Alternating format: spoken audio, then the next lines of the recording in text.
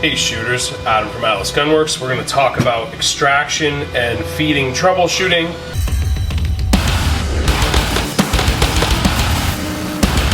Sometimes folks have those two confused. They're really two different things, but all of it matters in getting around in the gun, it going bang, and getting the spent case out. So there's really three components that are going to dictate all of that in a 1911 double stack or single stack. One is our magazine, and there's some minute details I won't cover here, but the others are extractor that's in the slide, and then our ejector that's on the frame.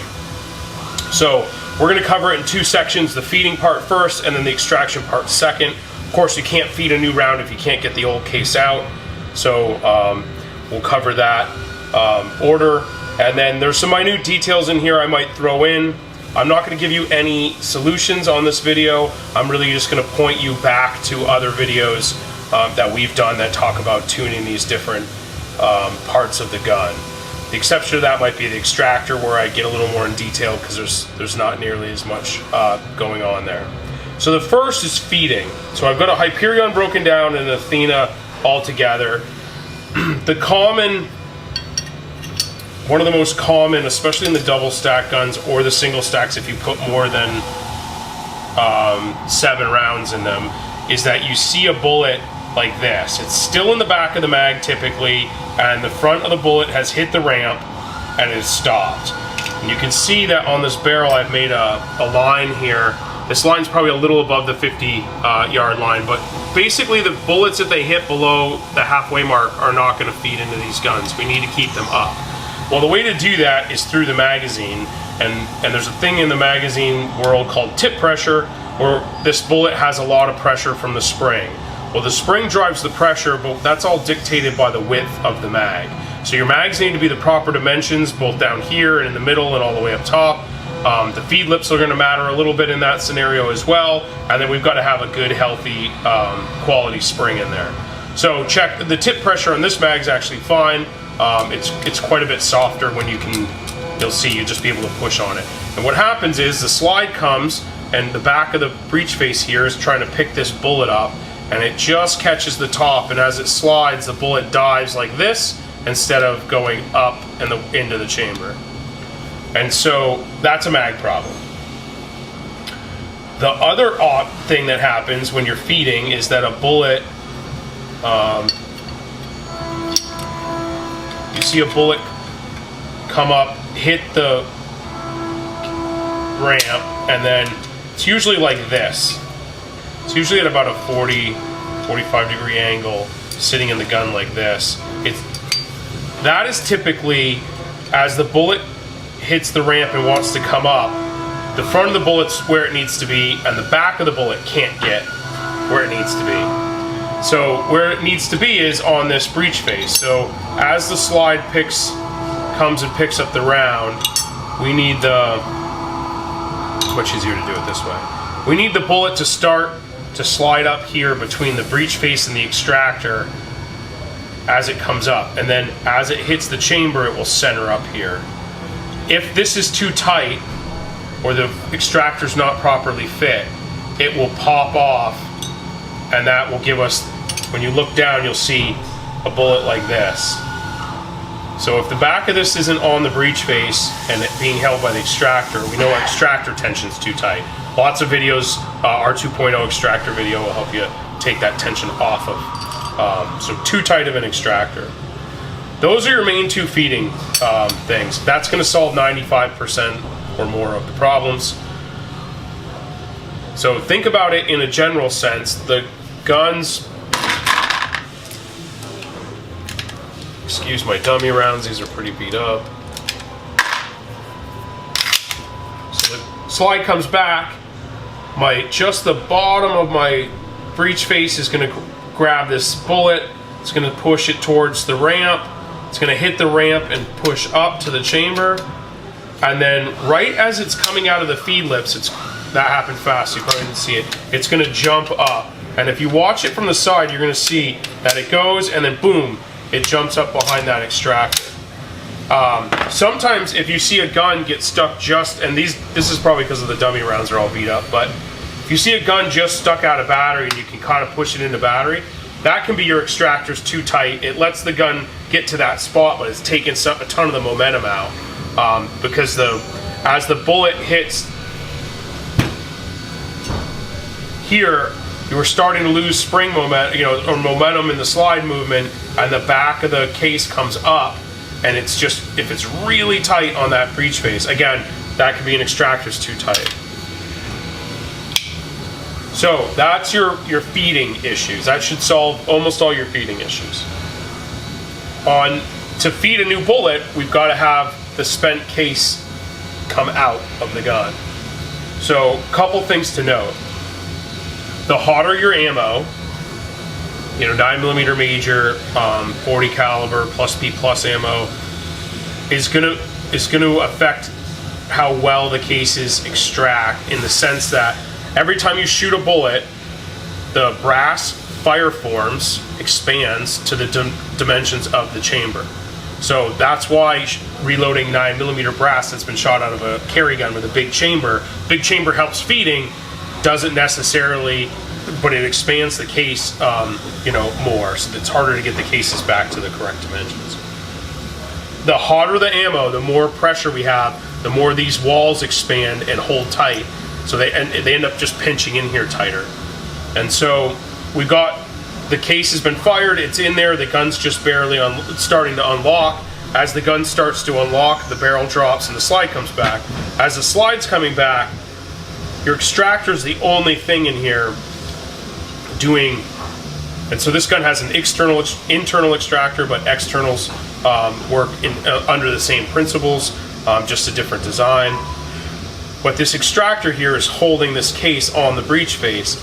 Again, the more expanding this did and the more pressure there was, and usually while all that pressure also makes the slide move faster, so it makes it much harder on the extractor to grab onto this case and yank it out of the barrel, out of that chamber in the barrel. And so if you look down and you see a case, it could be tipped up like this, or in here, or all the way anywhere loose in here, in any kind of fashion inside of your ejection port here, then we know that the extractor didn't hold the case till it came all the way back, and we've got to add extractor tension or retune an extractor. It could be one of the two. If it's an Atlas gun, your stuff's always tuned, so we just know we need to add tension. If it's a non-Atlas gun, then various levels of tune might be there. So that's your starting point with a loose case. Empty case is loose in the gun. The other one that you're going to see on occasion, it's less common, but you've got an empty case on the breech face,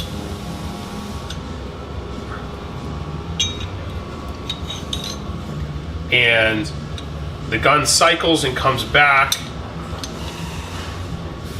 and it can either stop like this, or maybe it goes all the way into battery and you unlock the gun and realize, hey, there's an empty case. It took the case all the way back and put it all the way back in. Or a lot of times they stop here, or they can get locked up wherever. But if there's an empty case and you look down, but it's still on the breech face held by the extractor, what happened was, as this comes back, a little oil on this would be nice.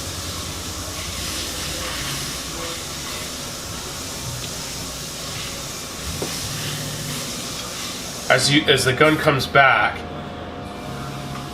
the extractor's holding the case here on the breech face, just barely. That rail cut out there is for this ejector, so the ejector is going to catch the edge of that case and should just pop it out. Boom. Well, if you see where the ejector comes through here, there's a little bit of room dimensionally, and everyone's slide and ejectors are slightly different. So it's possible that the ejector is either missing. If you look down and you see that the ejector's broken off here, then it's not going to eject the case at the proper time, if ever. And then the other thing that might happen is that the ejector is too far to the left, and it's not catching the rim of the case. And in that case, there's some adjustments that can be made on the ejector. Way less common of an issue. but still there. The ejectors do break. That's they're getting aggressively smashed by these cases at, depending on your gun's pressure, very, very fast pace. It's still fast, even if it's not like a plus P plus or a major round, but it's still those guns even harder on the because the slide speed's much harder. So even though brass is soft, there's still an impact here. It still creates stress. And so there's some adjustments. You can often move this over. Sometimes there's a chamfer on the edge here, and the chamfer lets the case just barely nick it and then slide by, and you'll see brass scrapings on this side of it. Again, there's a bunch of adjustments here, but basically you need to have solid contact with the rim of the case to get your case to come out.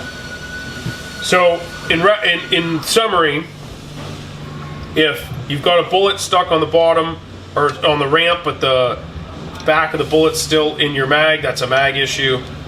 If you've got a case that's come out of the mag and is tipped up like this, we've probably got an extractor that's too tight.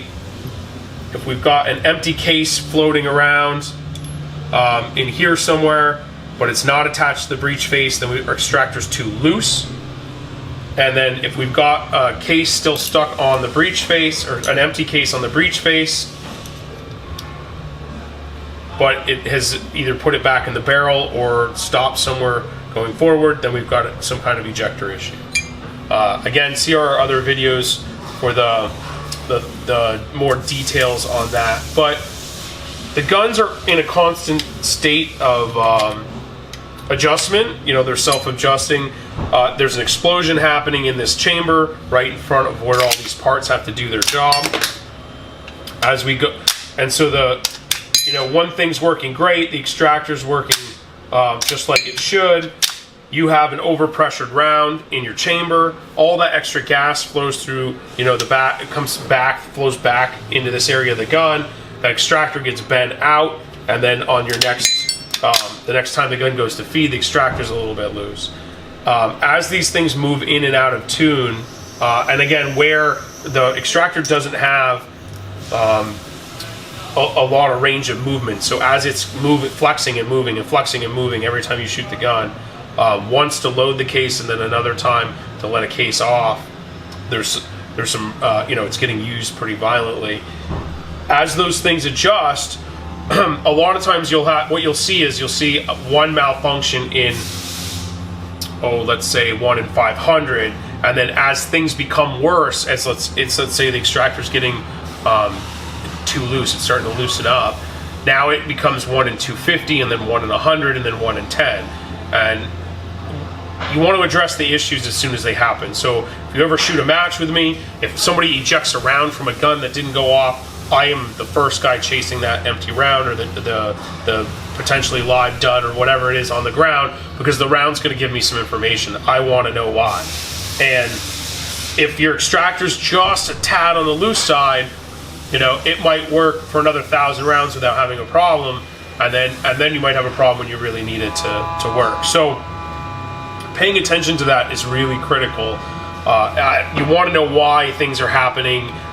Label all your mags, put a number on them, 1 through whatever, and then mag 5 is always the problem. Okay, that's probably a mag problem and not an extractor problem. So those are the kind of things that'll help you kind of dial in your system so that it works all the time. Again, reference our other videos, and I hope to see you guys on the range soon.